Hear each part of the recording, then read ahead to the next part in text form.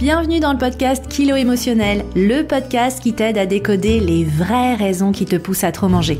Je suis Johanna Verdi, coach de vie, auteure du guide Mon cahier Kilo Émotionnel, créatrice du programme Déjeuner en paix et moi-même ancienne mangeuse compulsive. Si la nourriture te rend dingue, si tu te jettes sur la bouffe à la moindre contrariété, si tu rêves de perdre du poids mais que tu es incapable de tenir un régime plus de 2 jours ou 2 heures consécutives, tu es au bon endroit. Avec ce podcast, je vais te montrer comment sortir de l'obsession alimentaire et faire la paix avec ton assiette et ta balance pour que tu puisses enfin consacrer ton énergie à ce qui compte vraiment. Waouh, cet épisode que t'écoutes, c'est l'épisode 120 et moi j'ai tout un truc autour de la symbolique du 12 parce que le 12, c'est le jour de mon anniversaire. Donc pour moi, l'épisode 120, il représente quelque chose de spécial. Le 12, c'est un chiffre magique. Et du coup, aujourd'hui, ce que je veux, c'est justement te révéler les secrets de ma magie. Et je le dis avec beaucoup d'humilité et de fierté, ma méthode, mes programmes, ça marche. Et je vais t'expliquer dans les détails pourquoi ça marche, comment ça marche. Et j'ai demandé à des anciennes de venir en parler, de venir parler de leur transformation parce qu'elles sont les mieux placées pour le faire. Si je te partage mes secrets et mes coulisses aujourd'hui, c'est parce que j'ai le sentiment qu'en ce moment, on est dans une société qui porte à croire que t'as pas besoin de ce travail, t'as pas besoin de te faire coacher. Pourquoi ? Parce qu'on est dans une ère où tout est à portée de la main. T'as les services d'Amazon qui te livrent en moins de 2 heures, t'as Uber Eats qui te livre en moins d'une demi-heure ton repas, la livraison à domicile, mais tout à portée de la main. Des produits, mais aussi de l'information qui est aujourd'hui vraiment partout. Et demain, on voit déjà les prochains contours de l'Ozempic. Une piqûre va suffire à te faire manger moins et à maigrir. Donc dans cette ère de l'instantanéité, pourquoi se lancer dans un coaching ? Moi je pense que se lancer dans un coaching, c'est se dire que tu es ici pour une raison. Pas juste pour consommer. Pas juste pour être un chiffre sur la balance. Moi c'est pour ça que je me suis lancée. Sur le papier, j'avais tout pour être heureuse. J'avais un mec gentil, j'avais un bel appart, j'avais un job prestigieux, j'avais des copains pour aller au resto. Mais bizarrement, tout ce qui m'importait quand j'étais seule face à moi-même dans la salle de bain ou ce que j'avais dans la tête quand je m'endormais le soir, c'était combien je pèse et qu'est-ce que j'ai mangé. Et je sentais que j'avais un potentiel bien plus grand, que j'étais sur Terre pour autre chose. Je sentais que quelque chose n'allait pas, qu'il fallait changer des choses. Mais je savais pas par quoi commencer. Et pour être honnête, j'ai dû me prendre le mur. Je me suis fait licencier, j'ai traversé une rupture douloureuse, et je me suis vraiment retrouvée seule face à moi-même. Et c'est ça, finalement, qui a été le déclic pour moi pour aller chercher les personnes qui allaient pouvoir me guider. Alors pas des gourous, mais des personnes qui m'ont montré comment me poser les bonnes questions et me montrer que les réponses étaient en moi depuis toujours, mais que je ne me faisais pas assez confiance tout simplement. Et ça a tout changé. C'est en connectant à qui je suis, ce que je vaux et ce que je veux que tout s'est débloqué. Et finalement, c'est le meilleur de ces méthodes que j'ai découvert des 2 côtés de l'Atlantique, parce que je suis passionnée des États-Unis, donc je me suis formée aux États-Unis et en Europe, que je te transmets dans le podcast et surtout dans mes accompagnements. Parce que ici, dans le podcast, tu as la partie conseil et prise de conscience, mais malheureusement, tu n'as pas la partie coaching. Et c'est de cette partie-là dont je veux te parler en détail. La partie coaching, elle consiste en quoi ? Elle est, on va dire, sur 2 grands blocs. Le premier grand bloc, c'est sur, j'ai envie de dire, l'alimentaire. Mais attention, ce que je ne fais pas, c'est te dire quoi manger. Ce n'est pas un coaching alimentaire à proprement parler, comme tu pourrais le faire avec un coach sportif ou un diététicien nutritionniste. Moi, je suis convaincue que te dire quoi manger, c'est contre-productif. Plus je vais te dire mange du chocolat noir plutôt que du chocolat au lait, et plus bizarrement, c'est sur le chocolat au lait que tu vas craquer. Ce que je fais moi, c'est de t'aider à comprendre d'où vient ton énorme besoin de contrôle. Je t'aide à dédiaboliser la nourriture, je t'aide à faire confiance à tes sensations alimentaires et surtout, je t'accompagne dans la phase que j'appelle l'hyperventilation qui suit des décennies de restrictions. Tu sais, ma métaphore, c'est vraiment que quand t'es dans la restriction et les régimes, t'es en apnée, donc t'es là, t'as plus le droit de respirer. Et là, quand je te dis, vas-y, respire, tu peux respirer autant que tu veux, t'es là. Et oui, cette phase d'hyperventilation, elle peut faire peur, elle peut être déstabilisante. Donc vraiment, c'est mon rôle aussi de t'accompagner dans ces moments-là. Résultat, tu deviens une mangeuse régulée, capable de laisser de la nourriture dans l'assiette, de ne pas prendre de dessert ou de dire non à une part de gâteau, Et aussi, tu es capable d'apprécier tous ces aliments que tu t'interdisais jusqu'à présent sans excès ni culpabilité. Pour moi, c'est ça la vraie liberté alimentaire. Être capable de manger ou de ne pas manger un aliment, pas parce qu'on en a peur, mais parce qu'on a faim et qu'il nous fait envie. Le deuxième gros pilier que je te fais travailler en coaching, c'est tout ce qui est confiance en toi, estime de toi, gestion de tes émotions. Et finalement, ça renvoie, on va dire, à une perception majeure qui est la perception de ta valeur. Il faut que tu comprennes que notre comportement alimentaire dysfonctionnel aujourd'hui, ça reste une boucle comportementale et que tous les micro-événements du quotidien vont contribuer à déclencher une réaction. La réaction, c'est quoi ? C'est par exemple ton collègue Hervé de la compta qui t'envoie un mail cinglant te faisant un reproche. Donc ça, c'est un déclencheur. Derrière, il y a une pensée. Il ne me respecte pas, par exemple. Ensuite, ça redéclenche une émotion. Personne ne me respecte, donc je ne suis pas digne d'être respectée et d'être aimée. Je me sens, tu vois, ça peut être je me sens triste, je me sens énervée, en colère, ça peut être des émotions différentes en fonction des personnes. Et cette émotion-là, tu vas chercher à l'apaiser pour ne pas dire à l'anesthésier avec la bouffe. Donc tu vas manger. Tu vas manger des choses que tu t'interdis, donc tu vas culpabiliser, donc une nouvelle émotion vient se rajouter. Et derrière, une nouvelle pensée et une nouvelle réaction. Donc la pensée, j'ai trop mangé, je vais grossir. Et donc, il faut que je me mette au régime. Et ainsi de suite. Et t'es bloqué comme ça dans le cycle restriction-compulsion. Donc moi, ce que je ne fais pas de reprogrammation.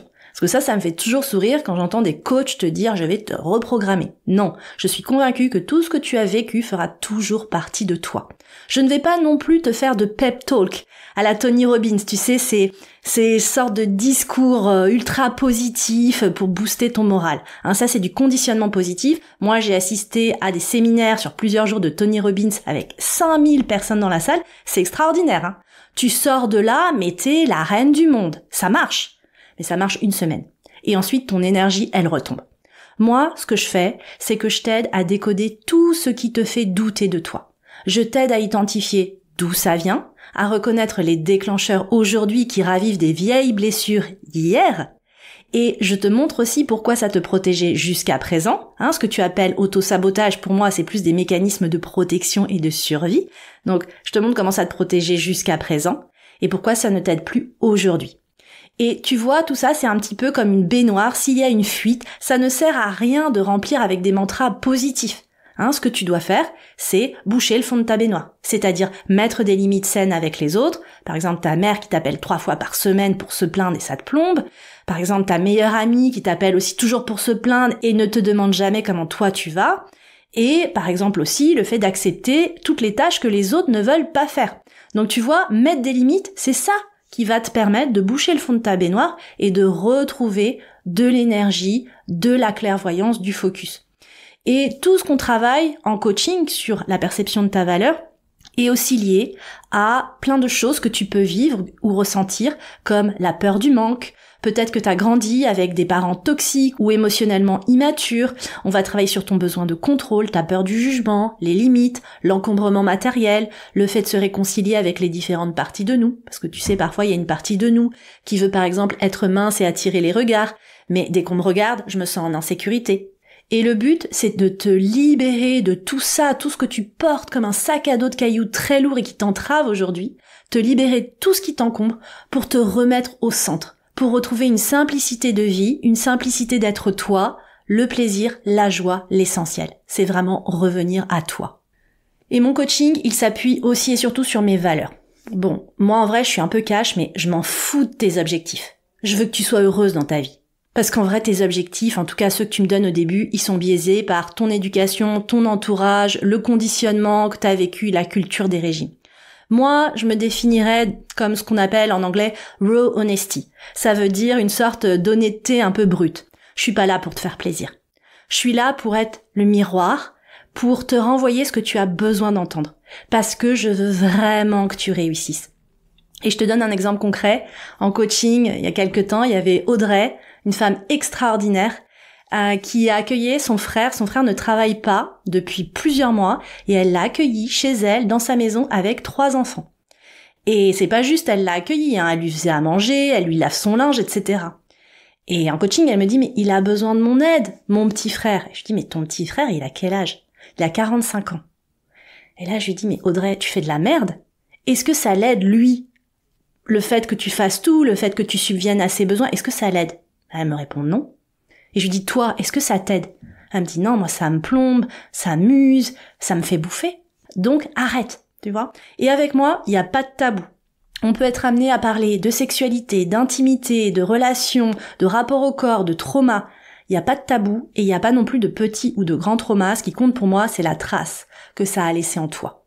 Et vraiment, j'insiste là-dessus, je veux que tu t'en sortes. Parce que je suis passée par là, et je connais la souffrance, et je sais que c'est possible pour chacune d'entre nous, quelles que soient nos casseroles. Et ce qui fait la différence aussi, c'est ce que j'appelle mon coaching laser. J'avoue, j'ai développé une sorte de capacité d'intuition à reconnaître les signes. Je me sers des mots et du langage verbal, les mots que tu utilises, la façon de tourner les phrases, ça me donne beaucoup d'indications, mais je vais aussi et surtout utiliser le langage non verbal. J'ai coaché aujourd'hui, en 7 ans, 8 ans d'activité, des centaines de femmes. Je reconnais les situations. J'ai développé cette intuition et cet art du questionnement. Parce qu'un bon coach, finalement, c'est quoi? C'est quelqu'un qui s'est posé la bonne question au bon moment. Parce que nous, là, notre tribu, cette tribu qui écoute le podcast, nous, on est du genre à avoir réponse à tout. On réagit vite, c'est notre habitude, l'habitude liée au mode survie. Il faut tout de suite être réactif, paf, paf, paf, même un petit peu quand on est prise en porte-à-faux. Sur le moment, on donne l'impression qu'on sait rebondir. Mais moi, je sais que souvent, cette réaction immédiate, elle cache quelque chose sous la surface. Et quand je pose une question et que par contre, il y a un silence, je sais que j'ai posé la bonne question. Il y a une émotion qui monte, tu intègres dans ton corps, dans ta chair. C'est pas juste comprendre dans ta tête. On n'est pas là pour faire de la psychothérapie et comprendre les connexions. Non, on est là pour s'autoriser à ressentir et à vivre nos émotions pleinement. Et pourquoi ça marche? La première raison, c'est que moi je défends le principe de bio-individualité. Je ne te montre pas une méthode. Je t'aide à trouver ce qui fonctionne pour toi. Parce que aujourd'hui, il y a trop de personnes, trop d'experts qui pensent avoir la méthode idéale, parce que souvent c'est une méthode qui a marché pour elles ou pour eux, et donc ils veulent te convaincre que c'est la méthode que tu dois appliquer toi aussi. Ça va être achète un tapis et fais 10 000 pas, ça va changer ta vie. N'achète plus ces aliments, il ne faut plus que tu les aies chez toi et tout sera réglé. Mange keto, mange végétarien, fais de la muscu, fais du meal prep, arrête le sucre. Moi, il y a quelques mois, je suis passée, tu sais, à la télé sur France 2 dans l'émission Ça commence aujourd'hui, et une des autres invitées sur le plateau, c'était Anna Roy, qui expliquait en fait que aujourd'hui, elle s'interdit les pâtisseries complètement. Et c'est ce qui marche pour elle. C'est ce qui lui permet de retrouver le contrôle de son assiette. Moi, je l'écoutais, franchement, j'hallucinais. Je me disais, mais perso, si je fais ça, je pars en compulsion directe. Si je me dis que j'ai plus le droit de manger de gâteau, mais laisse tomber. La première chose que je fais, c'est de rentrer dans une pâtisserie et d'acheter non pas un gâteau, mais genre 5. Donc tu vois, moi je défends vraiment ce principe de bio-individualité. Ce qui marche pour l'une ne marchera pas forcément pour l'autre. Et tu vois, dans notre groupe là, le dernier groupe, la dernière session de Déjeuner en paix qui a eu lieu d'avril à juin, Isabelle s'est découvert une passion pour l'aquagym. Elodie, elle fait maintenant du vélo tous les matins. Et Corinne, son truc, c'est de sortir, marcher et de faire une pause au bureau. Donc régulièrement, elle se fait des pauses au bureau, 5-10 minutes. Voilà, elle est pas fumeuse, donc elle a pas de pause clope, mais elle fait sa pause juste pour aller s'aérer.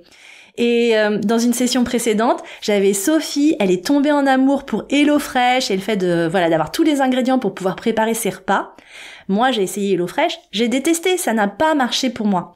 Donc tu vois, dans mes programmes, on apprend non pas une méthode, mais on apprend à aller explorer, tester des choses et découvrir ce qui marche vraiment pour nous. Et donc, autrement dit, on apprend à se faire confiance et à déployer notre propre système. Ça marche aussi parce que ce système que tu vas mettre en place, tu vas pas le faire du jour au lendemain. Moi, je préconise la méthode des petits pas. On pense à tort qu'il faut des changements extrêmes, qu'il faut tout changer, notamment sur le sujet de la perte de poids. Il faut vraiment arrêter le sucre, arrêter les glucides, faire 10 000 pas alors que t'en fais aucun, tu vois.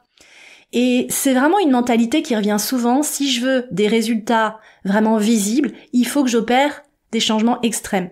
Et là, récemment, j'ai reçu une newsletter d'une coach business que j'aime beaucoup, qui m'a vraiment fait sourire, mais sourire un peu jaune. Parce qu'en fait, elle expliquait que là, elle entamait un programme de 6 semaines avec 3 séances de sport par semaine, un démarrage à 7 heures du matin, alors qu'en fait, elle a pas mis les pieds à la salle depuis des mois. Et elle expliquait que du coup, elle était tellement en stress qu'elle avait pas dormi, qu'elle avait carrément vomi de stress. Et en fait, quand je vois ça, je me dis, waouh, est-ce que ça suscite mon admiration ? Non, en vrai, j'ai de la peine pour elle, parce que je sais qu'elle ne va pas tenir. C'est pas du jour au lendemain, tu vas soudainement tomber amoureuse de la salle. Hein, tu vois, à la limite, tu te dis, j'y vais une fois, je vois ce qui me plaît, les machines qui me plaisent, ou le coach avec qui ça fit. Mais tu vois, t'es vraiment dans ce qu'on appelle le test et erreur, tu vois. Et là, c'était pas du tout le cas. Donc pour moi, elle se conditionnait vraiment à l'échec. Et c'est ce qui arrive souvent quand on est dans le piège de notre idéal self, de notre nous idéalisé. Hein, on est hyper sédentaire et on rêve d'être celle qui fait 10 000 pas par jour, tous les jours, sans exception. Mais vraiment, je t'assure, le succès réside dans le fait de mettre en place des tests, de voir ce qui nous plaît. On recommence si ça nous plaît, c'est plus facile de recommencer. Ça devient une habitude ou pas, ça peut changer avec le temps. Et quand c'est consolidé, là on ajoute éventuellement autre chose. Hein, sinon, tu te sentiras toujours comme une merde, en échec et sans volonté. Donc tu vois, je ne te montre pas une méthode, je t'aide à trouver ce qui fonctionne pour toi, pas à pas. Et je te mâche le travail en te montrant le déroulé. Hein, vraiment, tu te laisses guider. On travaille d'abord sur les sensations alimentaires. Ensuite, on vient rajouter la notion de plaisir, puis la perception du corps et de la féminité. Ensuite, on travaille sur les relations avec les autres, le boulot et notre projet de vie à plus long terme. C'est doux, c'est progressif et à chaque fois en coaching, je t'aide à lever tes blocages. Et tu vas voir, c'est concret et adapté à la vraie vie. Avec moi, il n'y a pas de yaka faucon, je suis pragmatique, orientée, vraie vie, passage à l'action. Et dans les séances de coaching live, je t'aide à lever tes blocages et je vais t'encourager à faire des trucs faciles. Parce que tu vas comme ça cumuler des petits succès, tu vas avoir envie de te célébrer et ensuite, d'autres choses vont paraître aussi de plus en plus faciles, comme par exemple laisser de la nourriture dans l'assiette. Parce que je sais qu'au début, ça paraît simple, mais c'est pas si facile. Mais voilà, c'est vraiment quelque chose de progressif, on s'adapte à tes contraintes, que tu aies une famille ou pas, que tu aies un job prenant ou pas, on s'adapte à ton histoire, à ton parcours, tu vois. Et en tout cas, tout ce que tu me partages en coaching, moi je m'en sers comme une sorte de fil d'Ariane pour remonter le fil de tes croyances. Et parfois, on a besoin de couper ces fils, parfois on a besoin de laisser partir certains attachements toxiques. Et ce qui fait que ça marche et ce qui accélère et facilite tout, c'est la magie du groupe. Moi, j'aime vraiment ce format, c'est là que j'ai les meilleurs résultats. Je continue d'avoir cette vision de groupe avec un nombre de personnes limité. Dans les groupes, il y a 15 personnes max. Parce que ça me permet de toutes vous connaître. De connaître votre parcours, votre histoire, votre sensibilité, ce à quoi vous aspirez. Mais on se sert comme ça de cette sororité. Et moi, pour être honnête, j'ai toujours eu du mal avec la sororité. Parce qu'en fait, avec les autres nanas, vu que j'étais toujours dans la comparaison, le fait de me sentir comme une merde, en fait, j'étais toujours, dans une forme de compétition, de comparaison. J'avais beaucoup de mal, en fait, à être en compagnie d'autres femmes. Mais j'ai découvert, justement, à titre personnel, dans mon parcours de guérison, les groupes de parole. Et ça a été l'occasion pour moi de rencontrer des personnes qui souffraient comme moi de TCA, d'hyperphagie, de boulimie. Et c'est vraiment là que j'ai eu le déclic. Et aujourd'hui, dans mes groupes, c'est là que la magie opère. Tu vas voir, j'ai donné la parole aux filles. Juste après, elles en parlent mieux que moi.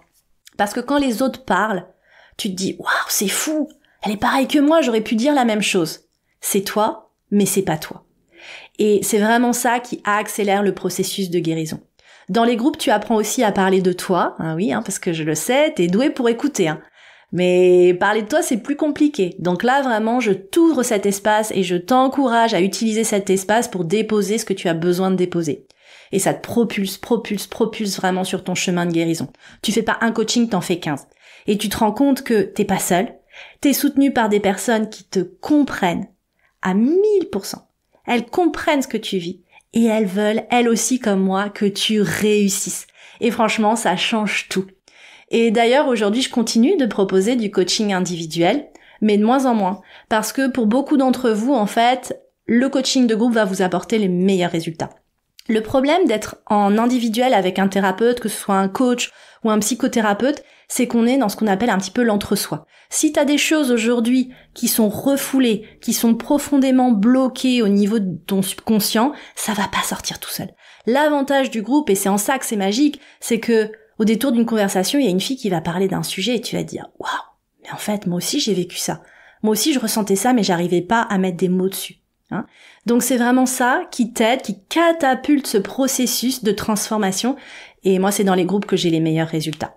Déjeuner en paix, c'est vraiment mon bébé. Il est né quasiment en même temps que mon fils Louis qui fête ses 7 ans. Je pourrais en parler pendant des heures, mais du coup, je préfère laisser la parole aux anciennes du programme qui te parleront mieux que moi de leur transformation. Donc je laisse la parole à Aurélie, Charlotte et Dominique. Eh bien, en fait, ce que j'aime beaucoup, c'est qu'on ne parle jamais. On ne parle jamais de ce qu'on a mangé. Jamais, jamais, jamais. Et en fait, ça, c'est génial. Au tout début de la formation, je disais ah ben oui, ben en fait, j'ai perdu des sentiments même en mangeant du chocolat ou même en mangeant. Et en fait, au fur et à mesure de la formation, je me suis dit mais en fait, c'est pas ça. En fait, c'est pas le même en mangeant. Non, j'y arrive. Ouais. Et comment tu te sens aujourd'hui? En quoi ta vie, elle est différente?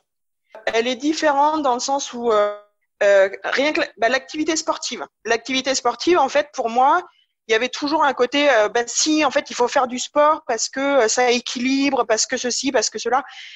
Et en fait, non, en fait, l'activité sportive, c'est juste du bien-être. Et en fait, quand on arrive à la fin, en fait, on se dit, mais tout est du bien-être.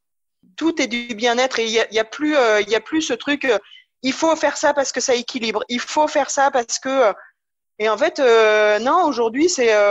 allez, je vais me faire ma petite demi-heure de sport parce que en plus ça me fait du bien, ça fait du bien aux neurones et en fait ça fait du bien à tout et c'est là que je trouve que c'est différent, c'est que tout est devenu du bien-être et tout est devenu ouais, c'est assez difficile à exprimer tout ce qu'on ressent. C'est une expérience qui est riche alors si je comprends bien. Ah franchement ouais, super riche. Il y a plein de choses que j'ai compris et en fait on m'a même fait la remarque comme quoi j'avais perdu. On me l'a dit là, on me l'a dit il y a 2 jours. Et même un homme, parce que les hommes, c'est bien connu qu'ils ne regardent pas, hein. Et en fait, c'est un ami, il m'a jamais rien dit là-dessus. Et là, il y a 2 jours, il me dit, mais Aurélie, t'as perdu? J'ai dit, mais bien sûr que j'ai perdu. Mais ouais, non. Du coup, et c'est pour ça en fait, et j'ai rien changé à la nourriture que je mettais dans mon assiette. En revanche, la façon dont j'ai de manger, oui. Donc, ouais, voilà. Moi, je trouve ça génial. Il n'y a pas d'autre mot. Et si tu devais résumer ton expérience en une phrase, tu dirais quoi? La vie est belle. Bonjour Joanne. Oui, alors je suis Charlotte. J'ai 24 ans. C'est vrai que j'étais au régime, entre guillemets, toute ma vie. Toute petite déjà, ma mère, elle me regardait et puis elle me disait « Oh, mais t'es tellement jolie, mais tu serais tellement plus belle sans quelques kilos. » Alors, c'est assez caricatural, mais ça fait beaucoup de mal quand on est petite fille. Donc, oui, après ça, je suis passée par Weight Watchers, oui, des régimes, X ou Y, les jeûnes intermittents, etc. Et c'est vrai que à chaque fois, ça faisait le yo-yo. Donc, ça se traduisait comment dans ta vie, du coup, au quotidien? C'était quoi ta relation avec la nourriture? Alors avant ça, en fait, j'y pensais tout le temps. C'était un peu la façon de penser Weight Watchers, c'est que on comptait tout le temps. On pensait tout le temps à ce qu'on allait manger après. Mais là, j'ai pas assez de points. Ah non, mais il faut que je fasse attention. Et au final, ça prend vraiment toute ta charge mentale, quoi. C'est vraiment, tu penses tout le temps. C'est vraiment l'enfer. En quoi le programme, du coup, t'a aidé? En quoi t'as trouvé que ce programme était différent de ce que t'avais pu essayer avant? Justement, il y avait cette partie humaine, si on peut dire ça, où, déjà, on s'interdit rien. On se dit automatiquement, c'est pas un régime, donc déjà, on a ce stress en moins de penser à la nourriture. Et ensuite, on va penser justement aux choses ce qu'on est vraiment au final. voilà, on n'est pas qu'une machine à manger tout le temps. On est aussi, voilà, moi, par exemple, c'est vrai qu'avec mes cheveux courts, avec, mon métier qui est quand même assez masculin, je me sentais plus très femme. Et j'avais cette part de féminité au final un peu cachée. Et c'est ce que c'est ce que le programme m'a permis aussi de découvrir, c'est que voilà, je peux m'inventer, je peux être qui je veux et avant tout Charlotte et une femme pétillante qui aime s'amuser, mais qui peut être aussi voilà, autoritaire et c'est pas grave. Une femme, ça peut être tout et n'importe quoi. Et voilà. C'est ce que j'ai aimé avec ce programme, c'est de partager voilà, tous nos ressentis. Justement, tu parles de partage. C'était facile de partager avec les autres parce que mine de rien, c'est des personnes que tu connaissais pas. Comment tu t'es sentie dans le groupe? Personnellement, je suis toujours assez spontanée. Mais c'est vrai qu'au départ, c'était quand même assez... voilà, il y a des fois où j'arrivais dans le groupe et puis je me disais, bon, est-ce que je vais dire ça et tout? Puis je me disais, bon, de toute façon, elles en ont vu des vertes et des pas mûres et puis ça restera entre nous. Et au final, je me lançais et tout le monde était hyper compréhensif. C'est ça qui était bien, c'est que tout le monde t'encourageait et se disait, ah, mais je me reconnais, ah, mais moi aussi, j'ai vécu la même chose. C'est ça qui était bien, c'est que vraiment, c'était une bienveillance et une écoute. C'était fou. Et qu'est-ce que tu aurais envie de dire justement à celles qui ont envie de s'inscrire mais qui hésitent? C'est vrai qu'au départ, ça peut un peu faire peur de faire le premier pas. C'est surtout ça, en fait. C'est le premier pas qu'il faut faire. Et on se dirait, bon, allez, il faut que je m'inscrive. Il faut que je donne mon temps. Et on se dit automatiquement, ah ouais, mais ça va être un peu comme Weight Watcher ou voilà. Et au final, bah non. C'est complètement différent. Il y a une énergie folle. Et justement, en fait, on est entraîné par ton énergie, par l'énergie du groupe. Et après, pendant les réunions, on a discuté ça. On a discuté du fait que on avait toutes des parcours différents, on avait toutes des façons d'appréhender le programme différemment. Mais au final, à la fin, je pense qu'on est tout arrivé à nos objectifs, entre guillemets, à celle qu'on voulait devenir. Et puis même après ça, je pense que voilà, on continue d'évoluer et on se dit pas bon bah voilà, maintenant c'est la fin d'un programme, c'est fini. Non, après ça, je sais que bah je vais sûrement re-regarder tes vidéos, je vais sûrement continuer à écrire mes pensées, etc. Et à me dire bon bah maintenant voilà, il faut que tu en fasses quelque chose. Donc si c'était à refaire, tu referais? Ouais, carrément. Et si tu devais résumer ton expérience en une phrase, tu aurais envie de dire quoi?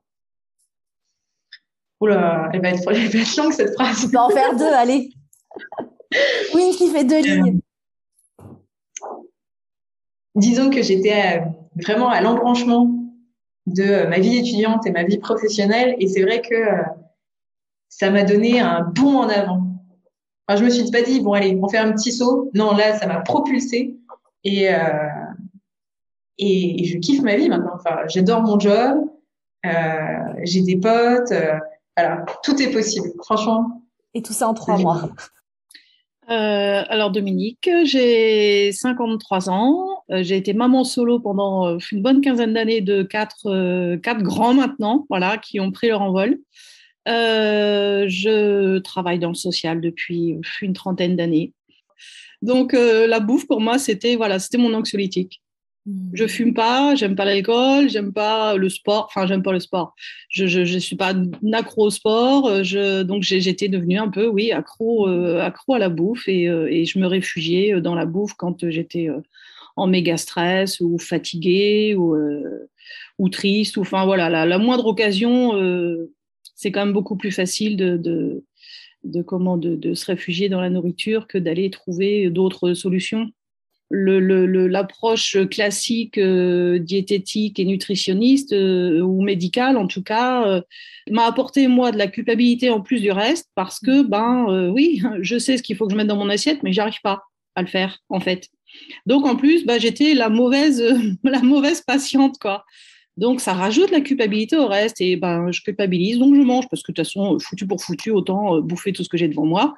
Et puis voilà, ouais, je suis rentrée dans un cercle vicieux pendant 15 ans. Mais moi, ça a commencé il y a 30 ans, mon problème de relation avec la nourriture et mon poids. Le bilan, c'est quand même 50 kilos au bout de 30 ans, quoi. Qu'est-ce que le programme t'a apporté? Alors, il y a eu une espèce de déclencheur de ah, enfin, rien que le titre, ne plus manger ses émotions. Je me dis ah, enfin, peut-être quelqu'un qui a compris le problème, parce que je savais que c'était ça mon problème. Mais l'approche classique, les médecins, tout ça, ne l'entendaient pas. Donc, je ne pouvais pas avoir d'aide, en fait. Et là, ça a été vraiment ce déclencheur-là. Ça a été ah, tiens, peut-être que enfin quelqu'un va comprendre mon problème. Peut-être que je vais trouver des solutions. Et ça a été vraiment un déclencheur. Enfin, ça s'est fait très vite. Ça s'est fait très vite. Très vite, je suis sortie de la culpabilité parce que il y a des évidences, mais c'est tellement évident qu'on les oublie, on n'y pense même pas. Et toi, tu nous les remets un peu au devant de la scène, les évidences. Bah, déjà, pour manger, pose-toi. Ah, oui, prends une assiette. Ah, oui, tu vois, le basique du basique, revenir aux bases de l'alimentation.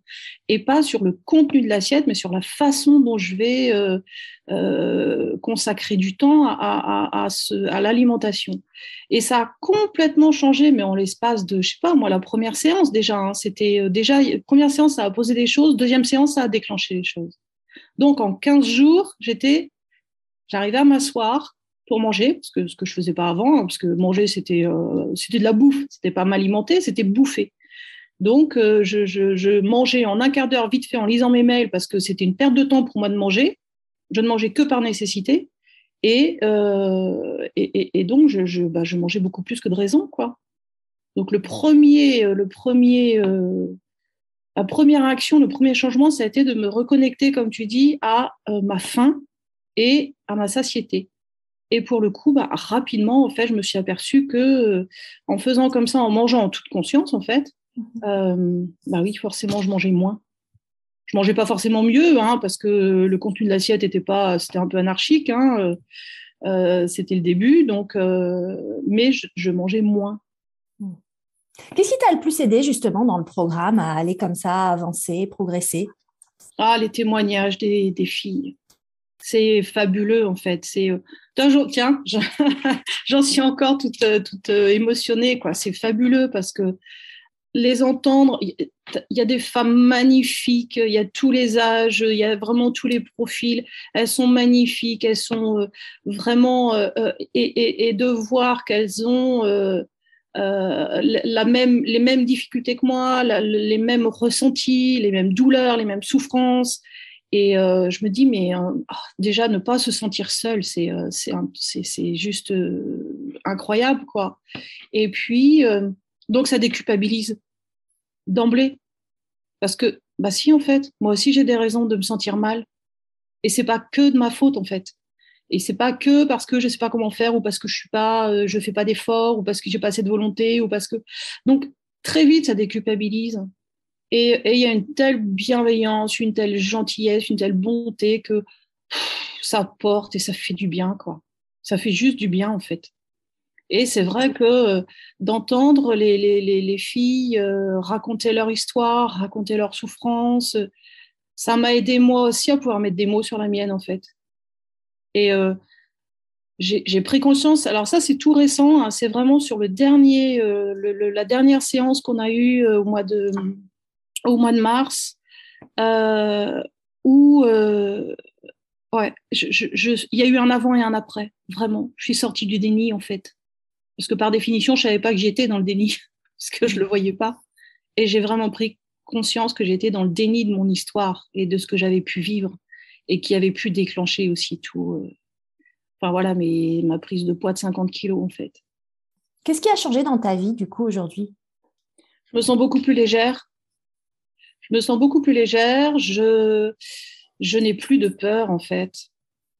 J'ai plus peur de maigrir parce que j'ai fait des tentatives, mais je pense que si ça n'a pas marché, c'est simplement parce que j'étais pas prête.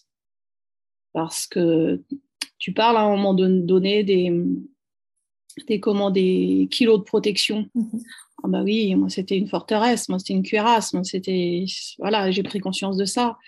C'est là que ça s'est déclenché, la fin du déni, ça a été ça, prendre conscience. Je l'avais intellectualisé, je savais pourquoi. J'avais besoin d'une protection, mais de là à l'intégrer et à vraiment le comprendre vraiment, ouais, il y a un décalage entre ce qui se passe dans le cerveau et ce qui se passe au niveau du cœur. Et ça a été, ouais, c'est vraiment ce changement-là, quoi. En tout cas, à quel type de personne tu auras envie de recommander le programme? Celles qui hésitent peut-être, qui sont tentées, mais qui hésitent encore, qui doutent. Qu'est-ce que tu auras envie de leur dire? Allez-y. C'est un investissement pour l'avenir, en fait. C'est pas une dépense, c'est un investissement. Ça n'a rien à voir. Et puis, c'est pas une fin en soi, c'est un début. Moi, j'en suis là, en fait. J'avais l'impression que, enfin, je vais arriver, tu vois, le enfin. Mais non, en fait, c'est pas du tout ça, c'est waouh! Mais en fait, ça commence, quoi. Et ça, c'est juste extraordinaire. C'est pour ça que je me sens légère. Parce que je sais que je suis au début et en fait, j'ai plus peur, en fait, de ce qui va pouvoir se passer, de ce que je vais pouvoir vivre, de ce que je sais que je vais réussir à passer au travers, à passer par-dessus, je sais que je vais survivre, en fait. Vraiment. Enfin, non, en fait, c'est pas tout à fait exact. Je sors de la survie et je vais vivre. C'est ça qui se passe. C'est ça, en fait, qui est en train de se passer. J'en prends conscience là pendant que je t'en parle, tu vois, c'est encore pas fini. Je suis très émue, ça me fait des frissons parce que je suis avec toi. Je sors du mode survie, en fait, du mode guerrière survie, et ça y est, je suis en train de vivre, de commencer à vivre, d'apprendre à vivre. Mais ça, en fait, j'ai jamais fait, quoi. Donc, c'est précieux. Vivre pour moi-même, ma vie à moi, quoi, la mienne, enfin. Voilà, donc on a envie de faire une petite danse de joie. La danse de la joie, quoi. Et du coup, pour finir, si tu devais résumer ton expérience de déjeuner en paix en une phrase, tu dirais quoi? C'est le début de ma vie. C'est une jolie conclusion. Je suis toujours très émue d'entendre les transformations des filles, ça dépasse toujours mes attentes les plus folles, c'est extraordinaire.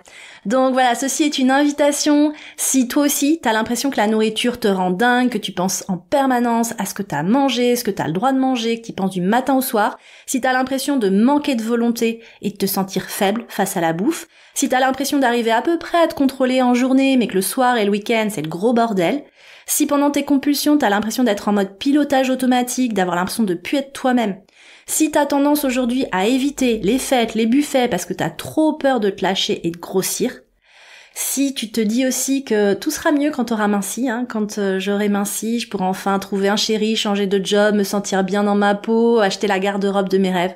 Si tu te reconnais dans tous ces signes-là, ça montre que tu as vraiment besoin d'un coaching en alimentation émotionnelle et que tu as tout à gagner à rejoindre la prochaine session de Déjeuner en paix qui va démarrer fin septembre.